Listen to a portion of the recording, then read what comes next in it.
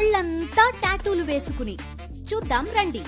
పూర్తి వివరాలకు చదవండి రేపటి సాక్షి దినపత్రిక. హైడ్రా దూకుడుపై ప్రశ్నల వర్షం కురిపించారు ఎంపీ అసదుద్దీన్ ఓవైసీ. నగరంలోని అక్రమ కట్టడాల కూల్చివేతలపై అసదుద్దీన్ ఓవైసీ స్పందించారు. కొన్ని ప్రభుత్వ భవనాలను ఎఫ్టీఎల్లో కట్టారని వాటిని కూడా కూల్చేస్తారా అంటూ ప్రశ్నాస్త్రాలు సంధించారు. నెక్లెస్ రోడ్డును కూడా ఎఫ్టీఎల్లో కట్టారని నెక్లెస్ రోడ్డును కూడా తొలగిస్తారా అని ప్రశ్నించారు.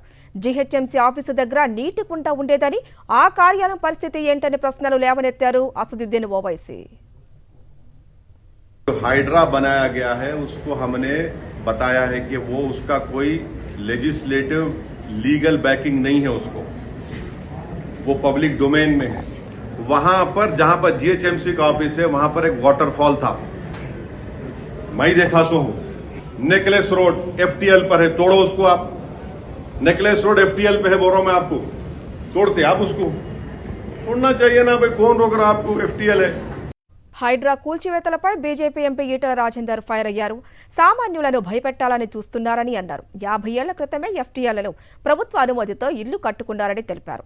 కూల్చివేస్తామంటూ సీఎం రేవంత్ హైడ్రామా చేస్తున్నారని విమర్శలు చేశారు. ఇక్కడ ఆనాడే కాంగ్రెస్ పార్టీ అధికారంలో ఉన్ననాడు 30 ఏళ్ల క్రితం 40 ఏళ్ల క్రితం చెరువులలో పట్టాభూములు ఉంటాయి. చెరువులలో ఉండే పట్టాభూములు అవి ఎఫ్టీఎల్ కావచ్చు. వాటికి పేదలకు పట్టాలు ఇచ్చి ఇల్లు కట్టించిండ్రు, వాటికి పర్మిషన్లు ఇచ్చి లేఅవుట్ చేసుకొని ఇచ్చిండ్రు. ఇవాళ అలాంటి లేఅవుట్లు అలాంటి పట్టాలు ఇచ్చిన పేదల ఇళ్ళు ఇవాళ ఎఫ్టీఎల్లో ఉన్నాయి, వీటి కూల్చేస్తామని చెప్పి భయపెడుతున్నట్టుగా ఇంతకుముందు సాహెబ్నగర్ గ్రామ ప్రజలు